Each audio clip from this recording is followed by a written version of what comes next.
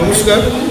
রাষ্ট্রীয় হিন্দু ফ্রন্ট অর্থাৎ জনসংখ্যা সমাধান ফাউন্ডেশনের তার একটি পার্ট হচ্ছে রাষ্ট্রীয় হিন্দু ফ্রন্ট। তো আজকে ত্রিপুরা রাজ্যে তার কনভেনশন, সেই কনভেনশনকে সামনে রেখে আমাদের কেন্দ্রীয় নেতৃত্ব এসেছেন। আমাদের রাষ্ট্রীয় অধ্যক্ষ অনিল কুমার চৌধুরী উনি এসছেন, আমাদের রাষ্ট্রীয় কনভেনার মমতা সাইকেল উনি এসছেন, আমাদের সাংগঠনিক যিনি যিনি আমাদের মন্ত্রী কৃষ্ণ মুরারিজি উনি এসছেন, এবং পাশাপাশি আমাদের রাজ্যের যারা ত্রিপুরা প্রদেশের যারা কাজ করছেন সেই সকল নেতৃত্বরা এসেছেন।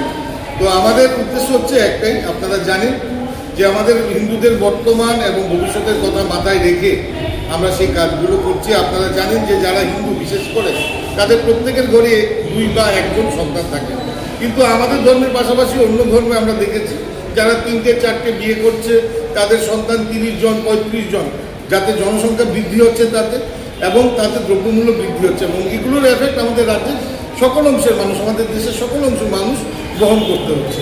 তো সেই জায়গা থেকে আমরা আমাদের রাষ্ট্রীয় হিন্দু ফ্রন্টের মাধ্যমে কেন্দ্রীয় সরকারের কাছে জানান দিতে চাই যে হাম দো আমারা দো সবকা দো, অর্থাৎ আমি, আমার স্ত্রী এবং আমাদের 2টো সন্তান এবং সবারই যেন এই প্রসেস সিস্টেম চালু হয়, জনসংখ্যা নিয়ন্ত্রণ হয়, এবং পাশাপাশি দ্রব্যমূল্য বৃদ্ধি থেকে যেন আমরা রক্ষা পাই, এবং পাশাপাশি আমাদের যে হিন্দুদের ভবিষ্যৎ কীভাবে সুরক্ষিত সেই জায়গায় চেষ্টা করা।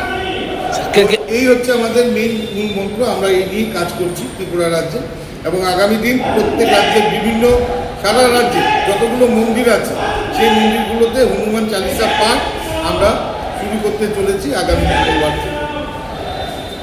व्यू में जो कमेंट करने वाले हैं, गंदे गंदे कमेंट, वो जिहादी करते हैं, और जो मैं गलत दूंगा तो आपसे एक बहुत अच्छे हमारे मित्र हैं डॉक्टर सर, वो अपनी पत्नी का वीडियो बनाए, खूब रील बनाए, जो भाई